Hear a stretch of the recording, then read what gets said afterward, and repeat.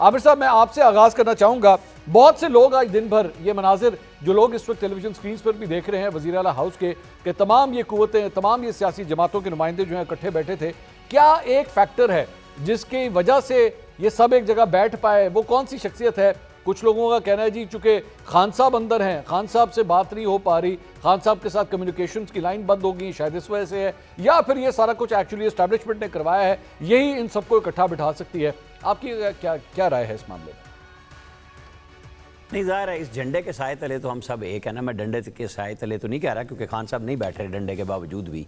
تو ظاہر ہے ان کا فائدہ تو اٹھایا ہے کہ وہ جیل میں ہیں اور ان سے ملاقاتیں نہیں ہو رہی, تو یہ ہو گئی. بہرحال نیشنل سیکورٹی کے اوپر ہم کئی دفعہ, آپ نے ابھی اے پی ایس کا بھی بتایا, ہم بیٹھتے رہے ہیں.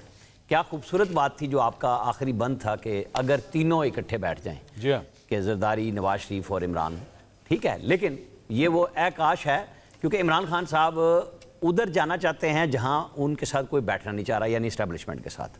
باقی وہ کسی کے ساتھ بیٹھنا نہیں چاہ رہے. باقیوں کے لیے ان کے پاس وہی القابات ہیں جن سے آج کل مستثنیٰ ہے مولانا فضل الرحمان, کیونکہ ان کی اقتداء میں مقتدی بنی ہوئی ہے پی ٹی آئی, اس لیے وہاں پہ تھوڑی سی رعایت دی ہوئی ہے کہ شاید کوئی فائدہ ہو جائے. ورنہ وہ نیام سے تلواریں نکلنے کے لیے ادھر بھی تیار بیٹھی ہیں کہ ادھر مولانا بلاول کے ساتھ جائیں اور ادھر ہم پھر دوبارہ سے اپنا بھاشن شروع کریں. یہ نہیں ہو سکتا کیونکہ یہ کاش ہم کہہ سکتے ہیں, لیکن پاکستان کے لیے عمران خان وزیر اعظم ہوتے ہوئے بھی نیشنل سیکورٹی کی میٹنگ میں نہیں بیٹھا کرتے تھے, کیونکہ ان کی ضد اور انا جو ہے نا وہ سب سے بڑی ہے. وہ چاہے کچھ بھی ہو جائے, وہ اپنے آپ کے علاوہ کسی کے لیے, بالکل اسٹریٹ بات ہے, لوگ ناراض ہوتے ہیں ہو جائیں, لیکن وہ اپنی ذات کے علاوہ کسی کو کچھ بھی نہیں سمجھتے.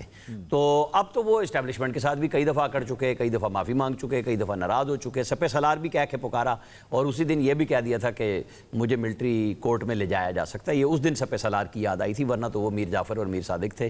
اور ظاہر ہے کہ اگر اس اسٹیبلشمنٹ کے سائے تلے نہ بیٹھتے علی امین, تو وہ تو اس وزیر داخلہ کے ساتھ بیٹھے تھے جس کے آئی جی کے لیے وہ اسلام آباد پہ پھر یلغار کی دھمکی 48 گھنٹے پہلے دے چکے تھے, اور ابھی اس کی سیاہی خشک نہیں ہوئی تھی, تو وہ دوبارہ وہاں میزبان بنے جہاں گورنر کو وہ کہتے تھے گھسنے نہیں دوں گا, کے پی ہاؤس میں بھی گھسنے نہیں دوں گا, تو اپنے سی ایم ہاؤس میں بلا لیا.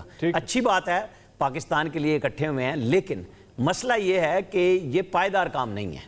چاہے وہ آج جرگے کے لیے ہو یا کل کے جرگے کے اوپر انتظامات کے اوپر برہمی کا ہو, فیصلے پائیداری ہونے چاہیے. کیونکہ ہمارے ہاں روایت رہی ہے, جو آصف علی زرداری ہوں, نواز شریف ہوں, شہباز شریف ہوں, بلاول ہوں, یہ سب کہہ کو کے پھر بھی بیٹھتے ہیں, مل بیٹھتے ہیں. مولانا فضل الرحمان وسعت قلبی کا مظاہرہ کر رہے ہیں, کیونکہ جب P T I I, Peoples Party اور نون لیگ منہ موڑ چکی ہوئی تھی. ان کے وزیر بھی فون نہیں اٹھاتے تھے ان کے کہ بھئی پتہ نہیں کیا ہو جائے گا اگر اب ملٹری اسٹیبلشمنٹ ناراض ہے تو ہم مولانا سے نہ ملیں. لیکن وقت نے ساروں کو دوبارہ ان کی طرف جھکا دیا کیونکہ وہ استقامت کے ساتھ رہے. اب وقت یہ ہے کہ جب آپ کے پاس اور ہمارے پاس سرمایہ کاری کے لیے لوگ بھی آ رہے ہیں, اور ہم اگر ان سے فائدہ اٹھانا چاہتے ہیں, شکر یہ ہے کہ businessman to businessman میں لا دیا ہے, اس میں سے ایس آئی ایف سی اور بیوروکریٹ دونوں نکال دیے ہیں, شاید ہم تعمیری سرمایہ کاری لے سکیں. یہی وہ حل ہے کہ گورنمنٹس کے تمام ادارے ان بزنس سے باہر ہو جائیں, تبھی کام چل سکے.